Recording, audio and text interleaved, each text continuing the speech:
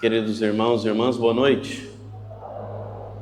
Saúdo novamente nossos irmãos que nos acompanham pelas redes sociais, a quem chegará esta homilia. Também você que nos acompanha pela 104,7 Nequilândia FM. Hoje, sexto domingo do tempo comum, o Senhor vem falar para nós das bem-aventuranças e também de algo que a gente não quer escutar, os ais. As bem-aventuranças nos apontando que os nossos sofrimentos, as nossas dificuldades, tudo isso passará. Aqueles que têm fome serão saciados, aqueles que choram haverão de rir, os pobres herdarão o reino dos céus. E aqueles que são odiados, insultados, caluniados, amaldiçoados, alcançarão a verdadeira alegria. E para aqueles que colocam a sua confiança em si mesmo e nas coisas do mundo, os ais. Ai de vós ricos, porque já tendes a vossa consolação. Ai de vós que agora tendes fartura, porque passareis fome. Ai de vós que agora rides, porque tereis luto e lágrimas. E ai de vós, quando todos vos elogiam. Era assim que os antepassados deles tratavam os falsos profetas. Nós temos um caminho que Deus nos aponta hoje. E também neste caminho, as advertências para as ciladas do demônio na nossa vida. Vocês sabem que os padres e a igreja apontam, ensinam, lembram o tempo inteiro. O demônio só vive para uma coisa: roubar, matar e destruir, para perder a minha e a sua alma. Ele não dorme nem cochila. Então fica esperto. Lute, reze, persevere, confesse-se, para que você tenha força para lutar contra as forças espirituais do mal espalhadas nos ares. As forças de quem? Do príncipe tenebroso deste mundo. Para isso, então, Jesus louva os bem-aventurados, os benditos, os agraciados, que passam nesta terra alguns sofrimentos, algumas dificuldades, mas sem perder o foco, que a razão da sua vida, da sua fé, é Cristo, é o céu, é a ressurreição. E para isso, então, São Paulo vai falar para nós, nos exortando e exortando a comunidade de Corinto. Se prega que Cristo ressuscitou dos mortos, como podem alguns de vós dizer que não há ressurreição dos mortos? E aí relembra para cada um de nós aquela velha briga teológica entre os fariseus e os saduceus. Os saduceus não acreditavam nos anjos nem na vida eterna. Os fariseus aos quais São Paulo pertencia quando era judeu e foi formado nessa escola, acreditavam tanto nos anjos como na ressurreição dos mortos. Então ele já questiona, porque no meio tinha pessoas ali para serem convertidas, mas também sempre este questionamento, e sempre aqueles que chegavam, os falsos profetas, para anunciar do modo que eles acreditavam. E São Paulo, como um servo de Deus, tinha que combater as heresias, aquilo que estava contra a doutrina. Então ele fala: pois se os mortos não ressuscitam, então Cristo também não ressuscitou. E se Cristo não ressuscitou, queridos irmãos e irmãs, São Paulo alerta Corinto, a comunidade de Corinto e também nós: a vossa fé não tem nenhum valor. Se Cristo não ressuscitou, a vossa fé não tem nenhum valor e ainda estáis todos em vossos pecados. Porque como é que nós somos libertos do pecado e da morte? Por causa de Cristo. Vida, paixão, morte e ressurreição. Portanto, se a gente acredita nisso, mas Cristo não ressuscitou, então é vã. O que estamos fazendo aqui? As consequências também, as diretivas de Jesus, precisamos obedecer e viver de acordo com esta fé que nós acreditamos. Senão é vã. E se a nossa fé é vã, então também os que morreram em Cristo, a partir de Cristo e antes, pereceram, não alcançaram salvação. E aí então ele vai tocar no final o que também a primeira leitura toca, no sentido da nossa vida, em que eu e você estamos colocando a nossa esperança. Quais são os pilares da nossa vida, o alicerce da nossa fé? É nas nossas forças, como diz na primeira leitura o profeta Jeremias: maldito o homem que confia no homem e faz consistir a sua força na carne humana, enquanto o seu coração se afasta do Senhor. Olha aí. Então, se nós colocamos a nossa fé na carne humana, nas nossas forças, já estamos fadados ao fracasso. Porque nada disso nos salva, nada disso nos dá o céu. Tudo passa, só Deus não muda. Então, em que eu e você estamos colocando a nossa fé? É em Cristo, aquele que se encarnou pelo seio da Virgem Maria, que proclamamos no nosso creio toda a missa, e a cada vez que rezamos o creio, que se fez carne para participar do sofrimento humano, entendendo das nossas misérias, sofrendo conosco e morrendo por causa de nós para nos dar a oportunidade da salvação eterna. Cremos nisso mesmo? Ou nas coisas que passam? Saúde, bens, comida, elogios, boa fama? Em que você está colocando a sua fé? Qual é o alicerce verdadeiro da sua vida? É em você mesmo? É nas pessoas da sua casa, do seu trabalho, deste mundo? Ou é em Cristo? Porque todos nós, a palavra diz, maldito o homem que confia no homem. A gente vem para a igreja, está cheio de santo aqui? Não. Está cheio de gente miserável, igual eu, que precisa de conversão, que tem feridas no coração e tem as suas inclinações por causa da concupiscência do pecado. Todos nós estamos no hospital de Jesus. E repito mais uma vez, estamos no hospital de Jesus, somos doentes. Precisamos então de Cristo. Portanto, nem nós podemos confiar em nós mesmos. São Felipe Neri, grande santo da igreja, chamado também santo da alegria, falava: Senhor, cuida de mim, senão te passo a perna. Tamanha a consciência que ele tinha das próprias misérias e da sua natureza humana, que é inclinada para o céu, mas também inclinada para o pecado, especialmente quando alimentamos uma parte mais do que a outra. E quando fazemos isso? Justamente quando a serpente enganadora, o sedutor deste mundo, aquele que foi precipitado dos céus, como diz Apocalipse, Satanás, ex-anjo de luz, vem disfarçar e maquiar as coisas no meio de nós.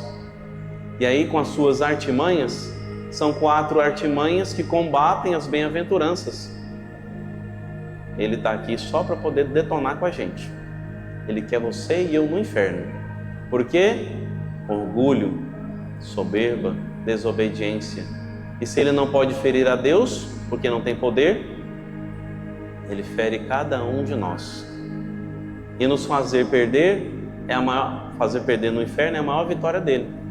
Você ainda quer continuar sendo fantoche de Satanás neste mundo? Eu não quero.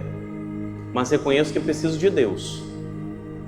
E todos nós precisamos. Quem acha que não precisa, já está caindo numa das artimanhas dele, de colocar, como na primeira leitura, a confiança na força da carne humana. E aí as 4 artimanhas justamente que combatem as bem-aventuranças, que são detalhadas nos ais, que são justamente a riqueza, a fartura, as alegrias fúteis e os elogios. onde a gente coloca tanta esperança e não sabe de onde veio a força para trabalhar e alcançar a riqueza, de onde vem a docilidade, a sabedoria, a inteligência e a oração também, o controle do espírito, da carne humana, para se controlar e não querer ficar comendo, passeando, divertindo o tempo inteiro e economizar, e aí conseguir pagar as contas no dia a dia, e aí ter o que comer, e às vezes até ter um pouco para partilhar com o outro, ou para uma necessidade urgente. Mas muitos fazem como aquele personagem da Bíblia, que foi juntando, e de repente no ego dele pensou: agora estás bem, fica quieto, aproveita a vida, você tem muito grão no celeiro. E o próprio Jesus na parábola vai falar: louco, hoje mesmo será pedido conta da tua vida, porque tudo passa. Então as artimanhas do inimigo contra as bem-aventuranças são essas: a busca incessante pela riqueza. Só serei feliz se for rico, se tiver dinheiro sobrando, fartura sobrando, saúde, faz de tudo pela saúde. E hoje em dia a gente está numa cultura que, se a gente não cuida da saúde, a gente não consegue trabalhar. E aí as academias estão lotadas. Eu sou professor de educação física também, né?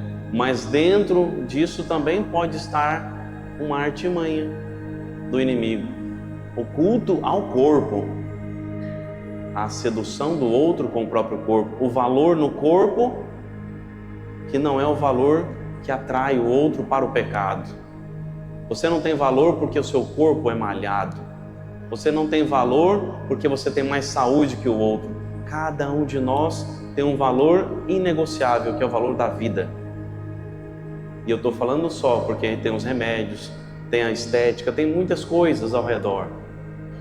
Mas tudo isso o inimigo pode maquiar e te enganar. Será que eu estou indo para a academia? Será que eu estou tomando esses suplementos? Será que eu estou fazendo esse ou essa correção estética? Será que eu estou guardando esse pouquinho de dinheiro a mais aqui por necessidade mesmo, por uma prevenção, né? A previdência? Ou é porque eu tenho que alcançar a verdadeira felicidade se eu tenho segurança que eu tenho as coisas? São as artimanhas. Várias ciladas em todos os meios da sociedade são colocados para nós, armadilhas de Satanás. Está aqui: riqueza desenfreada, ganância, aí vem dentro disso desonestidade, ganância, arrogância, porque a pessoa tem dinheiro, de repente fica arrogante com o próximo. A fartura, não, aqui não falta nada. E aqui é mostrar para os outros que tem de tudo, que nunca falta. São riscos que a gente corre. A alegria fútil. Quantos de nós, quantas pessoas aí fora se perdem de Deus? Repito aqui: maldito o homem que confia no homem e faz consistir sua força na carne humana, enquanto o seu coração se afasta do Senhor. Vamos juntar aqui alegrias fúteis e elogios. Tá cheio de amigo, cheio de amiga, toda hora tá na sua casa para você contar um fato, contar outro, de repente tá no meio da fofoca já. Ah, é elogiado. Não, você viu? Não, ela é da família tal da cidade, família já de 40 e tantos anos, de 100 anos, fundadora da cidade, sei lá. As pessoas falam essas coisas, que pode ser até justo, sim, né? Famílias que começaram a cidade, em várias cidades, mas as famas, aqueles que ficam só bajulando, elogiando, e você vai inchando, você vai se achando: olha, sou alguma coisa. Somos nada. Vem um vento e carrega a nuvem, nós somos do mesmo jeito. Chega a morte, tchau. As falsas, as ilusões, os falsos elogios e as ilusões de Satanás no meio de nós. Aqueles amigos, quantos de nós aqui convertidos de verdade, da época nossa que às vezes ia na festinha, não nem entendia que estava fazendo coisa errada, as baladinhas e tal, e até hoje alguns parece que vão ainda e não divertem de forma saudável, às vezes porque não tem um entendimento. Estamos, como eu falei, não julgando ninguém, estamos em conversão. Não podemos ficar sempre, não estou entendendo nada, padre, por isso eu vou para ali, eu vou para cá, né? Dando um de não estou entendendo, né? Não é comigo. Quantos de nós, antes da conversão, íamos para farra, vamos falar assim, e depois, cheios de amigos, elogios, meio que toda hora em casa. E quando a gente começou a fazer um encontro de jovens, fez um SEGME, um acampamento de carnaval, um grupo de oração, um encontro mariano, uma romaria, onde a palavra de Deus tocou o seu coração e você, poxa, agora eu vou parar de ser, né, devagar, lesma, vou converter, vou mudar, mas tenho as minhas dificuldades. Então vai caminhando, vai confessando, vai lutando. Ficaram muitos amigos desses perto de vocês? Com certeza não. Só que a gente tem que dar o testemunho para atrair eles também para Deus. E aí você não pode ser o careta, o chato de galocha, ou seja, o católico chato. Não é pecado, tudo é pecado, tudo é pecado, né? E aí você às vezes começa a reprimir a sua família. Isso aí eu estou fazendo um acréscimo aqui, que a gente precisa atrair os outros, mostrando que é bom ser cristão, que essa coisa que a gente segue, chamada fé católica, vale a pena. É em Cristo que colocamos a nossa fé. Portanto, se a gente não coloca a nossa fé em Deus, vã então é a nossa fé. E aí a gente começa a caminhar para o lado da carne humana, para os prazeres, para a força humana. E quando acaba a força humana? Riqueza, fartura, alegrias fúteis, elogios falsos. Depender do elogio dos outros para você se sentir valorado, sentir que tem valor. Deus já te deu o seu valor, é um valor de sangue derramado na cruz. Não tem mais nada para se comparar. Mas se você caminha para o lado da carne humana, nas forças das coisas passageiras, é como um cardo no deserto, uma flor espinhenta que não busca a água. Tá tudo bom. O cardo chega no deserto, o calor, guarda todas as energias ali até passar o calor desértico. Aí quando chove, recupera as energias ali e começa de novo, né? Recupera, igual o nosso cerrado tão bonito, né? Que sobrevive apesar da seca. Mas aquele que é o bendito para Deus, o homem que é feliz verdadeiramente, só é feliz porque se confia a Deus, porque confia em Deus. Diferente do cardo desta planta, ele vai ser como uma planta junto às águas, plantada junto às águas, que estica as raízes. Aí sim a comparação é melhor com o nosso cerrado. Estica as raízes para as profundezas, buscando a água, buscando o rio. Por quê? É o Cristo, é Deus, é a fé. Porque ele nunca vai temer a chegada do calor. Ele está amparado com as raízes fundas, enraizadas, perto da água, buscar o seu nutriente verdadeiro. Aí a sua fé, meu irmão, a nossa fé não será em vão, porque cada um de nós vai ter um grande prêmio no céu, que é justamente a salvação. Peçamos que Deus possa nos dar a graça de sermos como as plantas que estão junto às águas, que buscam, apesar do deserto, do calor que nos aflige, busca esticar as suas raízes para alcançar os nutrientes necessários para sobreviver. E não fica reclamando, murmurando pelas dificuldades, mas luta com fé, e aí escuta de Deus, bem-aventurado. Por quê? Porque você sofreu, mas tinha alguém que alicerçava a sua vida. Vinde a mim, vós todos que estáis cansados, e eu vos aliviarei. É o pobre, é aquele que sofre, é o que chora, é o que luta. Com isso a gente não esmorece, com isso a gente continua enraizado em Deus, e as bem-aventuranças vão sendo ditas para nós. Bem-aventurados aqueles que têm fome, porque serão saciados. Os pobres, porque herdarão o reino dos céus. Os que choram, porque havereis de rir. A alegria verdadeira que só o céu dá. E se você quer saber se está no caminho certo, além dessas lutas todas, se começarem a te odiar, te insultar, blasfemar, te amaldiçoar, felizes, alegrai-vos nesse dia, exultai, pois será grande a vossa recompensa no céu. Louvado seja nosso Senhor Jesus Cristo.